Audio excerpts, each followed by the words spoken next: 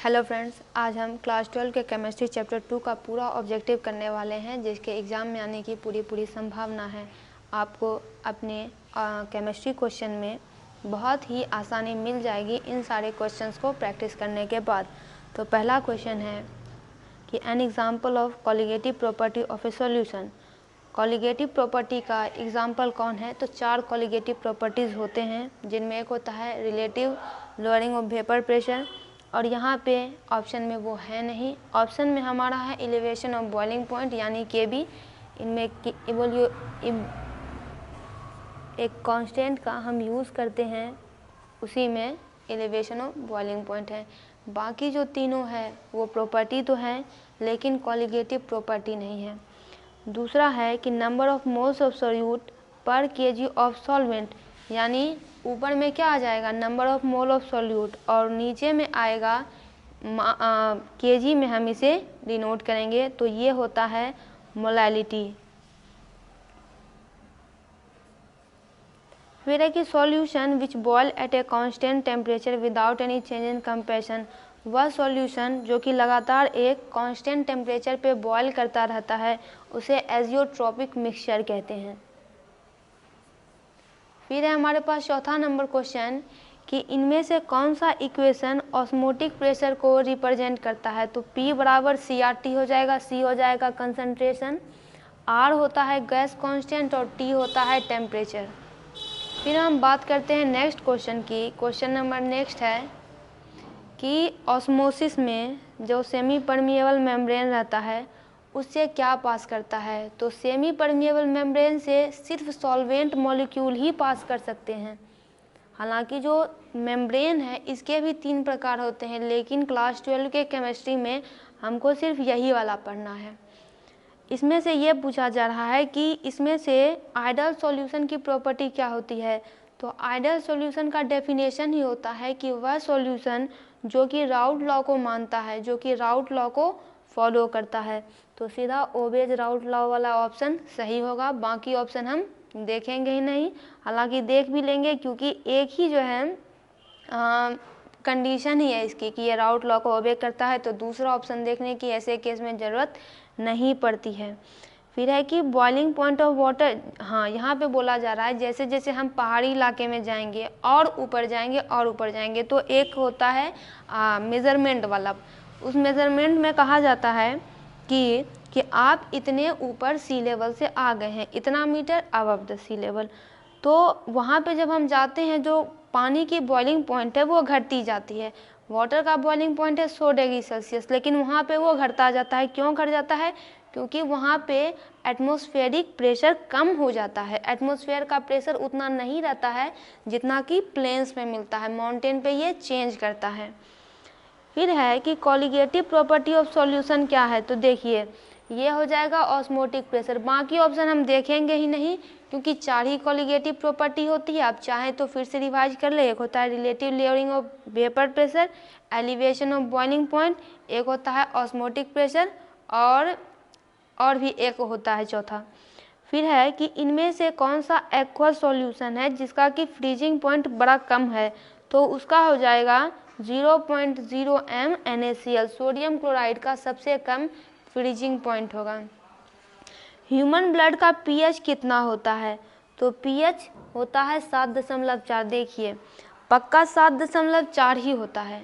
इसके अलावा अगर कोई भी डेटा आपको दिया रहे, आपको टिक नहीं मारना है, क्योंकि ह्यूमन का ब्लड का जो pH है वो इतना ही होगा। अगर इस pH में अगर थोड़ा सा भी चेंज होगा तो इंसान की मृत्यु तुरंत हो जाएगी, वह दूसरे pH में सर्वाइव कर ही नहीं पाएगा। pH आपको पता ही होगा क्या होता है।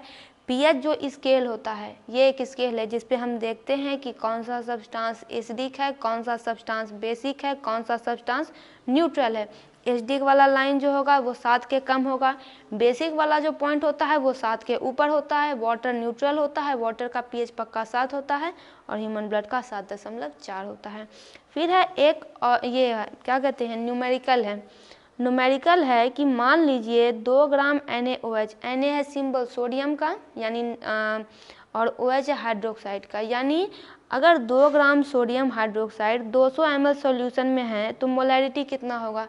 मोलैरिटी हम लोग जानते हैं, आप चाहें तो लिखना शुरू कर दीजिए, number of mole of solute by volume of solution in litre. देखिए यहाँ ml में दिया हुआ है, सबसे पहले इसको हम लीटर में करेंगे और NaOH हमें 2 ग्राम दिया गया है, तो हम इसमें से हमारे पास सॉल्यूट दिया हुआ है और ये जो है सॉल्यूशन में मिला हुआ है, ये सॉल्यूट सॉल्यूशन में मिला हुआ है, इसको हम number of mole of solute निकाल लेंगे गिवन मास में मोलर मास करके और फिर इसे सॉल्व कर देंगे फॉर्मूला पे, इसका फॉर्मूला हमें पता है और तब हमारा आंसर आ जाएगा 0.25। फिर है कि एटमॉस्फेरिक पॉल्यूशन को हम किस यूनिट में नापने का काम करते हैं, तो पीपीएम में। पीपीएम क्या होती है, सबसे स्मॉलेस्ट यूनिट होती है। पीपीएम के बाद भी एक होता है पार्ट्स पर बिलियन, पीपीबी होता है। पीपीएम यानी पार्ट्स पर मिलियन, यानी 10⁶ करके हम इसे इसका कैलकुलेशन करते हैं। फिर है कि देखिए एक 5% सॉल्यूशन है केन शुगर का, मॉलिक्यूलर वेट हमें दिया हुआ है 342, क्योंकि केन शुगर का अगर हम एग्जाम में निकालने के लिए बैठे तो बड़ा टाइम लग जाता है और बहुत सारे लोगों को इसका फॉर्मूला भी नहीं पता होगा। यह आइसोटोनिक सॉल्यूशन है, यानी ऑस्मोटिक प्रेशर दोनों का बराबर है और 1% सॉल्यूशन है लेकिन वो सब्सटेंस पता नहीं है, तो इसका मॉलिक्यूलर वेट कितना है। तो देखिए हम दोनों को इक्वलाइज कर देंगे और तब जाके एक्स का वैल्यू आ जाएगा जो कि हो जाएगा 68.4। फिर भी एक न्यूमेरिकल है कि 234.2 ग्राम शुगर सिरप में इतना ग्राम शुगर है, यानी इस सॉल्यूशन में इतना सिरप मिला हुआ है। तो आपको मोलल कंसंट्रेशन बताना है। मोलल का मतलब क्या हुआ, मोलैलिटी, यानी number of mole of solute by mass of solvent in KG. Number of mole of solute हम निकाल लेंगे शुगर का, फिर हम मास निकाल लेंगे, इसका ग्राम में दिया हुआ है, इसको केजी में कर लेंगे, डिवाइड कर देंगे, आंसर 0.5 निकल जाएगा। फिर है कि टिंडल इफेक्ट किस में देखा जाता है। देखिए टिंडल इफेक्ट सॉल्व में देखा जाएगा। आपको पता होगा कि टिंडल इफेक्ट में क्या होता है, जैसे कि पार्टिकल्स जा रहे हैं और वहाँ पे लाइट जली, मान लीजिए पार्टिकल्स है, वहाँ पे लाइट मारी गई, तो वहाँ पे क्या होता है कि पार्टिकल्स जो होते हैं, और टिंडल इफेक्ट सॉल्व कौन करेगा, जो पार्टिकल्स होते हैं उसमें वो टकराएगा, क्योंकि पार्टिकल्स के साइज बड़े होते हैं, वो उसमें टकराएगा और जाके तब वो लाइट वो वहाँ से रिफ्लेक्ट हो जाएगी। तो ये सॉल्व में देखने को टिंडल इफेक्ट मिलता है। 2 नंबर में पूछा भी जाता है कि टिंडल इफेक्ट होता क्या है, तो आपको ये बात लिख देनी है। फिर है कि एक ग्लूकोज का सॉल्यूशन दिया हुआ है। ग्लूकोज का फॉर्मूला आप लोग जानते होंगे, C6H12O6। ये है 0.01 m, m यानी मोलैलिटी, ये मोलैलिटी का साइन है, और अगर मोलैलिटी का पूछे तो उसका स्मॉल m होता है। तो इसके मुकाबले इसका डिफ्रीजिंग पॉइंट 0.0 mgCl2 यानी मैग्नीशियम क्लोराइड का फ्रीजिंग पॉइंट कितना हो जाएगा, तो लगभग 3 गुना होता है। आपको इसको डायरेक्ट याद रखना है, अगर क्वेश्चन में आ जाए तो सीधे अबाउट 3 टाइम्स। अब यहाँ पे वांट ऑफ फैक्टर पूछा जा रहा है। वांट ऑफ फैक्टर निकालने का बहुत सारा फॉर्मूला है, एक abnormal molar mass, normal molar mass, इसे डिवाइड करके हम observe colligative property bye calculated colligative property, इस प्रकार से हम इसे निकाल सकते हैं। आपको सीधे याद रखना है 3, क्योंकि एग्जाम में इतना कैलकुलेशन करेंगे तो टाइम कम रहेगा। अगर हम जानते हैं आंसर तो हम सीधा आंसर ही लिख देंगे। अब मोल फ्रैक्शन के लिए फॉल्स कौन सा ऑप्शन है, देखिए एक्स जो है वो हमेशा 1 से कम ही होगा, ठीक है। नॉन निगेटिव भी होगा, ये भी ठीक है, और ये भी होगा कि 0 लेजर देन या इक्वल टू एक्स और एक्स लेजर देन और इक्वल टू 1, बी ऑप्शन गलत है। फिर है मोलैलिटी का यूनिट क्या होता है, मोल पर KG, number of mole of solute by mass of solvent in KG, तो मोल पर केजी होता है, या फिर मोल केजी इन्वर्स बोल सकते हैं। देखिए मोल बाय केजी ही था, इसीलिए मोल केजी इन्वर्स आया है। फिर है कि मोलर एलिवेशन पॉइंट कांस्टेंट, इसी को इब्यूलोस्कोपिक कांस्टेंट कहते हैं, केपी को। ये किस पे डिपेंड करेगा, ये सिर्फ नेचर ऑफ सॉल्वेंट पे डिपेंड करेगा, only on nature of the solvent. फिर है कि अगर इलेक्ट्रोलाइट की बात करें, जो इलेक्ट्रोलाइट है वो सॉल्यूशन में डिसोसिएट हो रहा है, ठीक। डिसोसिएट का मतलब जैसे उसको किसी सॉल्यूशन में डालते हैं तो उसके पार्टिकल्स अलग अलग होने शुरू हो जाते हैं, वो अलग अलग होने लगा है। तो वांट ऑफ फैक्टर उसके लिए कितना है, यूनिवर्सल है, ये यूनिवर्सल है, ग्रेटर देन 1। इलेक्ट्रोलाइट के लिए वांट ऑफ फैक्टर 1 से हमेशा ज़्यादा होता है। फिर है कि आइसोटोनिक सॉल्यूशन वैसे सॉल्यूशन होते हैं जिनका क्या सेम होता है, तो ऑस्मोटिक प्रेशर सेम होता है। और ऑस्मोटिक प्रेशर होती है कॉलिगेटिव प्रॉपर्टी। फिर है कि इसमें से सबसे ज़्यादा डिप्रेशन इन फ्रीजिंग पॉइंट किसका होगा, K2SO4 का होगा। K किसका सिंबल होता है, पोटासियम का, यानी पोटासियम सल्फेट का। फिर हम आते हैं एटॉमिक मास। देखिए ये क्वेश्चन हालांकि 9th में हमें पढ़ना है, लेकिन यहाँ दे दिया गया है तो चलिए कोई बात नहीं। एटॉमिक मास किसके बराबर होगा, तो number of neutron plus number of proton के बराबर होगा। अब हम आगे बढ़ते हैं ताकि पूरा रिवीजन हो जाए और एग्ज़ाम में आपको दिक्कत ना हो। फिर है कि टेम्परेचर से इफेक्टेड कौन होगा। देखिए टेम्परेचर से वही इफेक्ट होता है जो कि वॉल्यूम पे डिपेंड करेगा, और जो वॉल्यूम पे डिपेंड नहीं करेगा वो टेम्परेचर से इफेक्ट नहीं करेगा। बात करते हैं मोलैरिटी की। सबसे पहले देखिए मोलैरिटी का फॉर्मूला होता है number of mole of solute by volume of solution.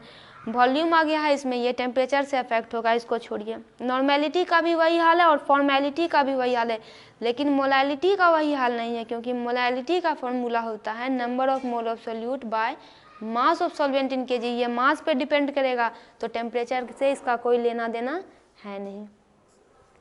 फिर है कि एक सॉल्यूशन का ऑस्मोटिक प्रेशर हमको इतना ATM दिया हुआ है, ठीक है, और हमें टेम्परेचर भी दिया गया है 300 केल्विन का। केल्विन में ही हम इसे सॉल्व करते हैं, सेल्सियस में इसको लाते नहीं हैं।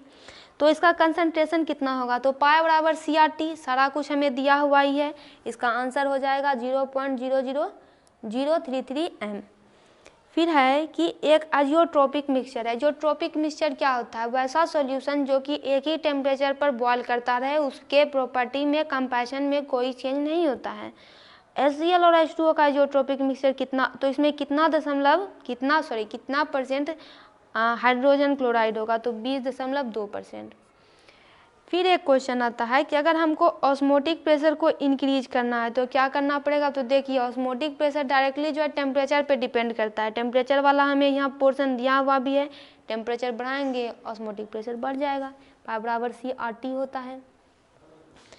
फिर है कि मैक्सिमम बॉइलिंग एजियोट्रॉप कौन बनाएगा। अब देखिए एजियोट्रॉप में भी दो प्रकार होते हैं, एक होता है मिनिमम, एक होता है मैक्सिमम। मैक्सिमम बनाएगा एसोटोन प्लस क्लोरोफॉर्म, ये इसका एग्जाम्पल है सीधे सीधे। फिर है कि एक प्लांट सेल श्रिंक, देखिए क्लास 9 में भी आपने पढ़ा होगा, सेल चैप्टर पढ़ना था, उसमें ये था। हालांकि यहाँ भी उसकी थोड़ी सी ग्लिम्पिस दिखाई गई है। एक प्लांट का सेल लिया हमने, प्लांट सेल है, एनिमल सेल नहीं है। श्रिंक कर जाएगा कब, जबकि उसे हाइपरटोनिक सॉल्यूशन में डाला जाएगा। किसी भी सॉल्यूशन के ऑस्मोटिक प्रेशर को कैसे इंक्रीज कर सकते हैं, तो देखिए जो भी कॉलिगेटिव प्रॉपर्टी होती है, एक क्वेश्चन ये भी आता है कि कॉलिगेटिव प्रॉपर्टी किस पे डिपेंड करती है, तो वो सिर्फ number of mole of solute पे डिपेंड करती है। और यहाँ पे देखिए ऑस्मोटिक प्रेशर भी नंबर ऑफ सॉल्यूट मॉलिक्यूल पे ही डिपेंड करती है, क्योंकि ये भी कॉलिगेटिव प्रॉपर्टी है। तो यहाँ पे हम डाल देंगे number of mole of solute. Pure water का pH पक्का 7 होता है, हमने पहले ही देख लिया। फिर है कि अगर डिग्री ऑफ डिसोसिएशन अल्फा पूछा जा रहा है, कितना 0.1 mgNO3, अगर बॉन्ड ऑफ फैक्टर हमको दिया गया है तो अल्फा बराबर हम निकाल लेंगे नॉर्मल, एबनॉर्मल या फिर 3-4 फॉर्मूले इसके और भी हैं, तो इसका आंसर हो जाता है 87%। फिर है कॉलिगेटिव प्रॉपर्टी से ही एक क्वेश्चन कि देखिए एक एक्वस सॉल्यूशन हमें फ्रीजिंग पॉइंट दिया गया है, फ्रीजिंग पॉइंट है -0.186 डिग्री सेल्सियस। तो आपको बताना है कि अगर KF इतना हो जाए और KB इतना हो जाए तो एलिवेशन ऑफ बॉइलिंग पॉइंट कितना होगा। इसे हम कंपेयर करके सॉल्व कर लेते हैं फॉर्मूला से, क्योंकि सारे फॉर्मूले एक दूसरे से मिले जुले हुए हैं कॉलिगेटिव प्रॉपर्टी के। आंसर हो जाएगा 0.0512। फिर है कि सॉल्यूशन का कॉलिगेटिव प्रॉपर्टी कौन नहीं है, तो देखिए एक कॉलिगेटिव प्रॉपर्टी जो हम पीछे छोड़ दिए थे वो था डिप्रेशन ऑफ फ्रीजिंग पॉइंट। ये तीनों कॉलिगेटिव प्रॉपर्टी है। चौथा होता है ऑस्मोटिक प्रेशर और ये है ऑप्टिकल एक्टिविटी। ये अभी हमको पढ़ना नहीं है, ये कोई और कॉलिगेटिव प्रॉपर्टी वैसे है भी नहीं। फिर है 36 नंबर क्वेश्चन कि मान लीजिए स्मॉल n जो है number of mole of solute है और capital N number of mole of solvent है, तो मोल फ्रैक्शन क्या होता है। तो देखिए मोल फ्रैक्शन क्या होता है, number of mole of solute by number total mole of solution, और सॉल्यूशन में सॉल्यूट प्लस सॉल्वेंट दोनों आ जाएंगे, तो ऑप्शन नंबर बी इसका सही हो जाएगा। फिर हम आते हैं 37 नंबर पे। 37 नंबर है कि इसमें हायर बॉइलिंग पॉइंट किसका होगा, तो 1 NaCl इन वाटर। अगर वाटर में 1% यानी 1% क्या हो जाएगा, 100 में 1 क्या हो जाएगा, सोडियम क्लोराइड हो जाएगा, तो इसका बॉइलिंग पॉइंट सबसे ज़्यादा हो जाएगा। फिर है कि आइडल सॉल्यूशन का फॉर्मेशन कौन नहीं करेगा, तो देखिए सबसे पहले हम ये भी जान लेते हैं कि आइडल सॉल्यूशन बनाएगा कौन। आइडल सॉल्यूशन बनाएगा ये बेंजीन प्लस टोलुइन, इसका एग्जांपल है methyl alcohol plus ethyl alcohol, carbon tetrachloride, silicon tetrachloride, ये सब की देखिए प्रॉपर्टी एक ही है, एक ही फैमिली से बिलोंग कर रहे हैं, आइडल सॉल्यूशन बना रहे हैं, राउथ लॉ मानेंगे। और जबकि क्लोरोफॉर्म और एसीटोन इन दोनों की प्रॉपर्टी डिफर करती है, राउथ लॉ को ओबे नहीं करेंगे, नहीं बनाएंगे।